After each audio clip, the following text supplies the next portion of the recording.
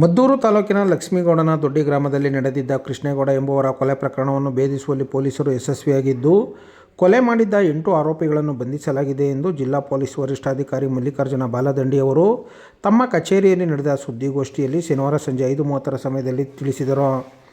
ಕೆಎಂದೊಡ್ಡಿ ಪೊಲೀಸರು ಕಾರ್ಯಾಚರಣೆ ನಡೆಸಿ ಆರೋಪಿಗಳನ್ನು ಪತ್ತೆ ಹಚ್ಚಿದ್ದು, ತಮ್ಮ ಕೃಷ್ಣೇಗೌಡನ ಕೊಲೆಗೆ ಅಣ್ಣ ಗುಡ್ಡಪ್ಪ ಶಿವನಂಜೇಗೌಡ 5 ಲಕ್ಷ ಸುಪಾರಿ ನೀಡಿದ್ದು, ಎಲ್ಲ ಸುಪಾರಿ ಹಂತಕರನ್ನು ಬಂಧಿಸಲಾಗಿದೆ ಎಂದರು.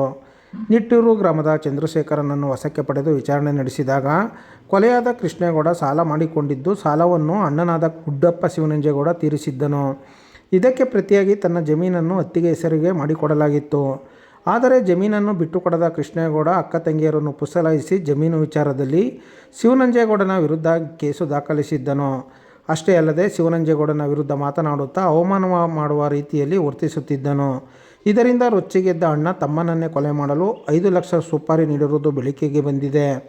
ಪ್ರಕರಣಕ್ಕೆ ಸಂಬಂಧಿಸಿದಂತೆ ಎಲ್ಲ ಆರೋಪಿಗಳನ್ನು ಬಂಧಿಸಲಾಗಿದೆ ಎಂದು ತಿಳಿಸಿದರು. ಇದೇ ತಿಂಗಳ ದಿನಾಂಕ 11ರಂದು ಮದ್ದೂರು ತಾಲೂಕಿನ ಕೆಎಂದೊಡ್ಡಿ ಪೊಲೀಸ್ ಠಾಣೆ ವ್ಯಾಪ್ತಿಯ ಲಕ್ಷ್ಮೀದೊಡ್ಡನ ಗ್ರಾಮದಲ್ಲಿ ಕೃಷ್ಣೇಗೌಡ ಅಂತೇಳಿ ಒಬ್ಬ ರೈತ ಕೆಲಸ ಮಾಡ್ಕೊಂಡಿರ್ತಾನೆ. ಈತನ ಒಂದು ಕೊಲೆಯಾಗಿರ್ತದೆ ಬೆಳಗಿನ ಜಾವ 6ರಿಂದ 6:20 ಸಮಯದಲ್ಲಿ. ಇದಕ್ಕೆ ಸಂಬಂಧಪಟ್ಟಂತೆ 3 ಜನ ಅಪರಿಚಿತರು ಈ ಒಂದು ಕೊಲೆ ಮಾಡಿದ್ದಾರೆ ಅಂತ ಹೇಳಿ ಕೆಎಂದೊಡ್ಡಿ ಪೊಲೀಸ್ ಠಾಣೆಯಲ್ಲಿ ಒಂದು ಕೊಲೆ ಪ್ರಕರಣವನ್ನು ದಾಖಲು ಮಾಡಲಾಗಿತ್ತು. ಕೊಲೆ ಪ್ರಕರಣವನ್ನು ದಾಖಲು ಮಾಡಿದ ಮೇಲೆ ಠಾಣೆಯ ಇನ್ಸ್ಪೆಕ್ಟರ್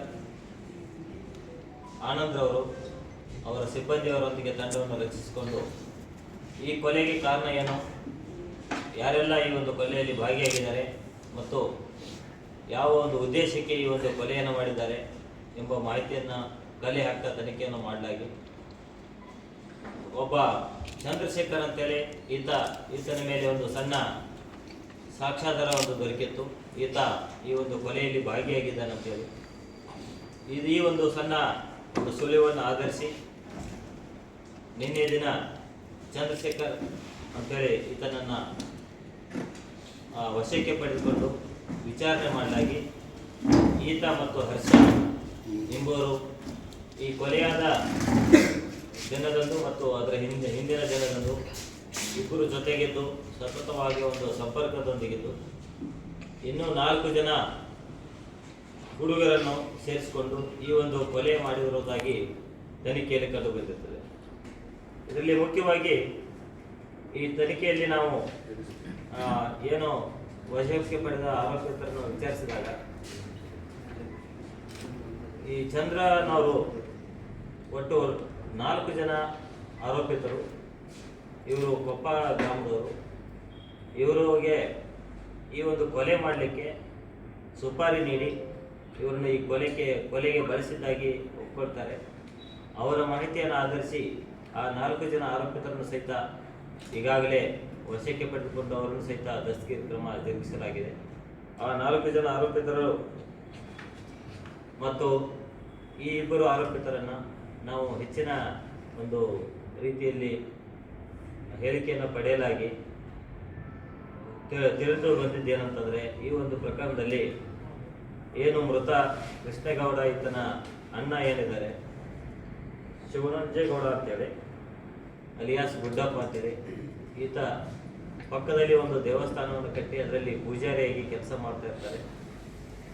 ಈ ಮೃತ ಕೃಷ್ಣೇಗೌಡ ಹಲವಾರು ವರ್ಷಗಳಿಂದ ಸಿಕ್ಕಾಪಟ್ಟೆ ಸಾಲ ಮಾಡಿಕೊಂಡು ಆ ಸಾಲಕ್ಕಾಗಿ ಮಳವಳ್ಳಿಯಿಂದ ಈ ಒಂದು ಗ್ರಾಮಕ್ಕೆ ಬಂದಿರ್ತಾನೆ.